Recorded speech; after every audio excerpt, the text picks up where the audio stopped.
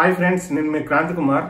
జనరల్గా ఒక ఐడియా నుంచి స్టోరీ తయారవుతుంది, అలాగే స్టోరీ నుంచి సీక్వెన్సెస్ నుంచి సీన్స్ నుంచి షార్ట్స్ అనేవి తయారవుతాయి. అయితే ఒక షార్ట్ షూట్ చేయాలనుకున్నప్పుడు షార్ట్ బ్లాకింగ్ అనేది చాలా ఇంపార్టెంట్. ఈ షార్ట్ బ్లాకింగ్ అనేది డైరెక్టర్ సినిమాటోగ్రాఫర్ కి షార్ట్ తీసే ముందే ఎక్స్ప్లెయిన్ చేసేటటువంటి ఒక ప్రాసెస్ అని చెప్పొచ్చు. అసలు షార్ట్ బ్లాకింగ్ అంటే ఏంటి?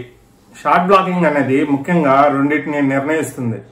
First one is placement, second one is movement. A cinema shooting అయినా సరే ఒక షాట్ ని షూట్ చేసే ముందు ఆ షాట్ యొక్క కంటెంట్, షాట్ సిచ్యువేషన్ అండ్ ఆ షాట్ పర్పస్ ని దృష్టిలో పెట్టుకొని షూట్ చేయడం జరుగుతుంది. షార్ట్ బ్లాకింగ్ కి బిఫోర్ యాక్టర్స్ బాడీ లాంగ్వేజ్ కావచ్చు, బాడీ పొజిషన్స్ కావచ్చు, మూవ్మెంట్స్ కావచ్చు, ఇలా మల్టిపుల్ ఫ్యాక్టర్స్ ని పరిగణలోకి తీసుకుంటారు. అంతేకాదు కెమెరా పొజిషన్, కెమెరా మూవ్మెంట్స్, అలాగే lighting and set design, props, ఇలా అన్ని కూడా షార్ట్ బ్లాకింగ్ లో క్రూషియల్ రోల్ ప్లే చేస్తాయి. ముఖ్యంగా ఈ షార్ట్ బ్లాకింగ్ ద్వారా ఆడియన్స్ లో ఇంపాక్ట్ క్రియేట్ చేయడంతో పాటు ఎమోషనల్ గా ఆ సీన్ కి కనెక్ట్ అయ్యేలా చేస్తుంది. Sequence of visual story telling ని క్రియేట్ చేయడానికి ఈ షార్ట్ బ్లాకింగ్ ప్రాసెస్ అనేది ప్రతి షాట్ కి ఉంటుంది.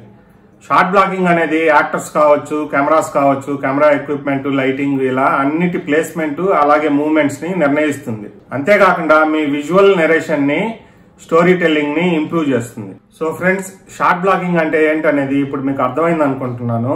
వీడియో నచ్చితే లైక్ చేయండి, అలాగే సినిమా వర్క్ గురించి తెలుసుకోవాలనే ఆసక్తి ఉన్న 10 మందికి షేర్ చేయండి.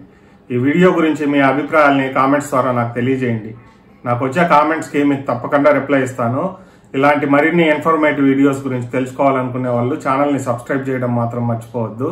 ఇంకో మంచి టాపిక్ తో తిరిగి తర్వాత వీడియోలో కలుద్దాం. అప్పటి వరకు సెలవు.